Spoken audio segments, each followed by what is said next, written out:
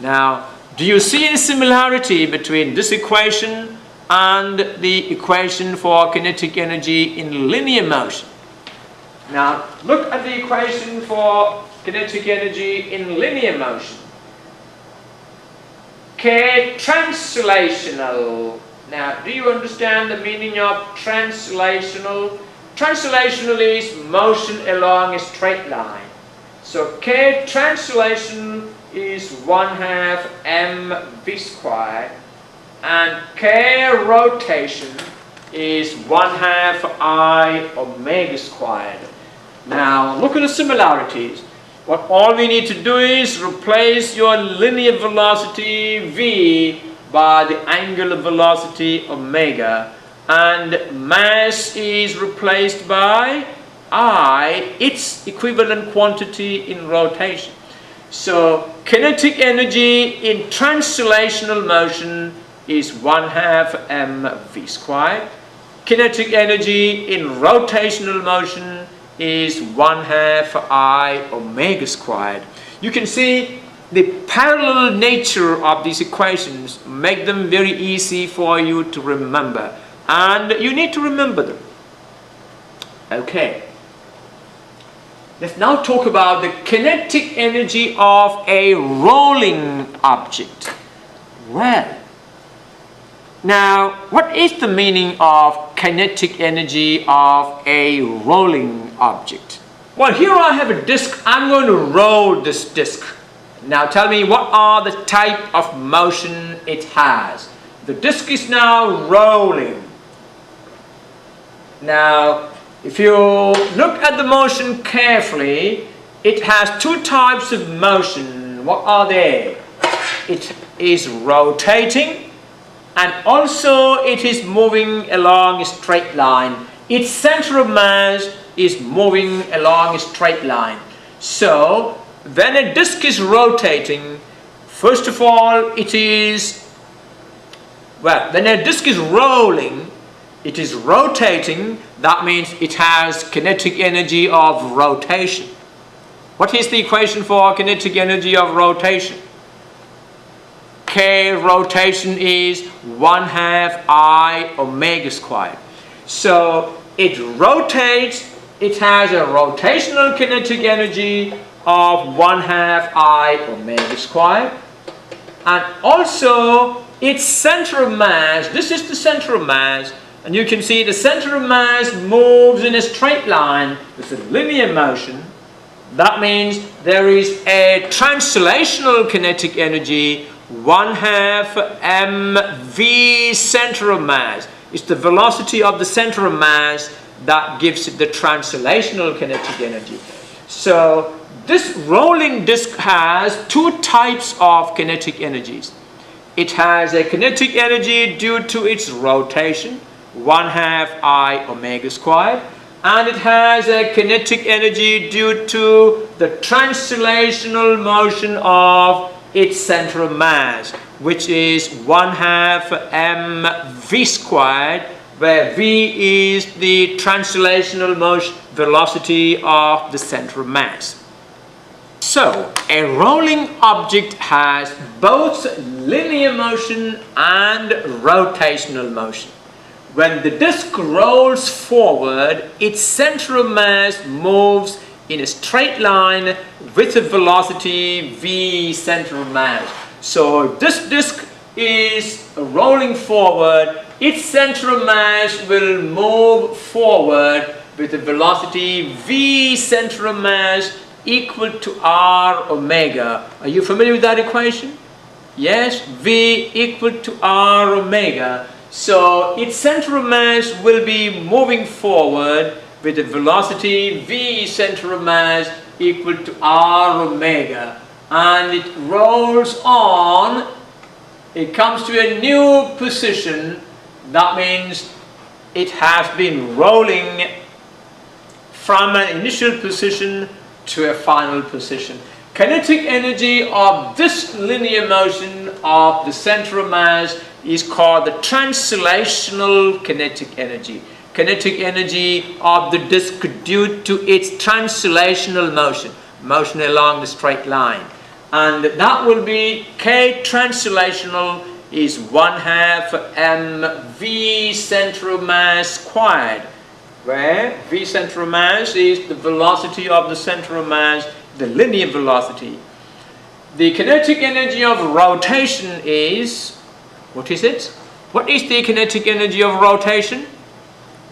K rotation is 1/2 I omega squared.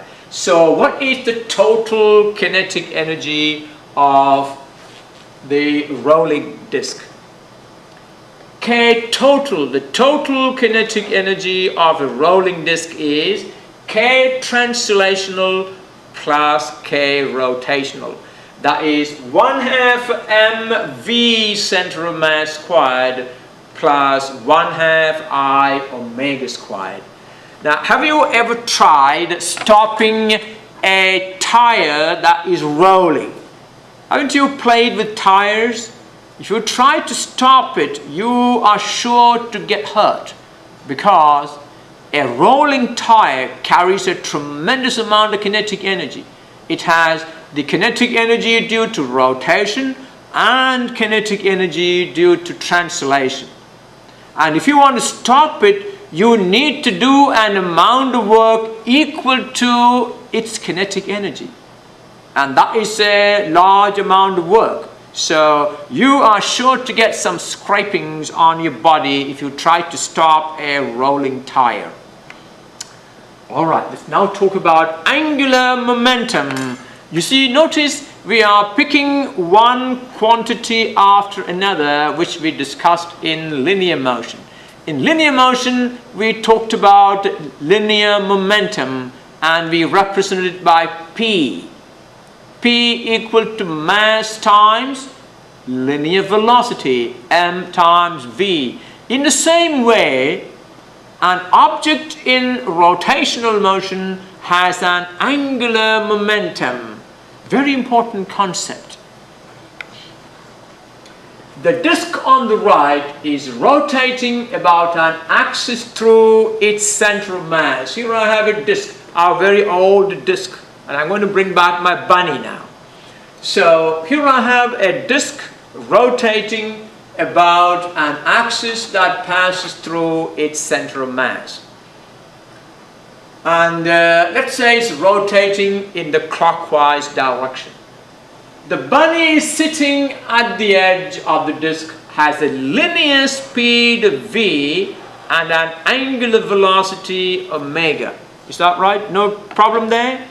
It's got a linear speed v, means it describes a certain distance in a certain time, and it has an angular velocity omega. The radius describes an angle during the same time. What is the relation between v and omega? V equal to r omega. Okay, so the bunny has the linear speed v, and therefore its linear momentum p will be tangential. Is that right? The momentum is a vector which is in the direction of the velocity. So this is the direction of the momentum, and its momentum is p equal to mv, where m is the mass of the bunny and v is its linear velocity. So the linear momentum of the bunny going round and round is p equal to mv. The bunny has a momentum due to its rotation called the angular momentum, and the angular momentum is given by r times p. In fact, this is also a cross product. L equal to r cross p, r times p. Now, in this case, r is the radius and p is tangential. They are both at right angles. And therefore, we can say it is r times mv. If the angle between r and p is not 90 degrees, then it will become r times mv sine theta. But we will consider cases where the angle between R and P, the angle between R and P is 90 degrees. So the angular momentum, look at the representation of the angular momentum, it is L. Well, I told you some time ago that all the quantities in rotational motion is represented by Greek letters. Well, so far we represented everything by Greek letters. The only exception is the angular momentum, which we will use L. The angular momentum of a rotating object is represented by L, and that is equal to R times mv, where R is the distance of the rotating particle from the axis of rotation, and mv is its linear momentum. So R times the linear momentum is the angular momentum. R is the vector drawn from the axis of rotation, and P is the linear momentum. When R and P are at right angles, the magnitude of the angular momentum, now remember, angular momentum is a vector quantity. It is given by the cross product of R and P. It's a vector quantity, it has a direction. But if you now consider the magnitude of the angular momentum, we can write as L equal to mv times R. And this is the magnitude when the angle between R and mv is 90 degrees. If the angle is other than 90 degrees, then you need to take the component at right angles to R. That will be P sine theta. Well, so the magnitude of the angular momentum is mvr. Okay. So the angular momentum of each particle, you see, I used a bunny over there to represent a particle. Now if you look at any number of particles on that rotating disk, the angular momentum of all those particles, or each of those particles, will be given by L equal to mvr, where m is the mass of that particle, v is the linear speed, and r is the distance of that particle from the axis of rotation. Alright, so here v is the tangential speed, and so on. The angular momentum L of the rotating disk, therefore, is the sum of all such angular momentum of all such particles. So how do I write it? It will be L equal to summation mvr. This is the angular momentum of just one particle. If you now add up the angular momenta of all particles that make up the disk, that will give you the angular momentum of the rotating disk. So L equal to summation mvr, and we can now replace this v by another quantity. Well, since we are looking at rotation, that quantity will be in terms of omega. V equal to r omega.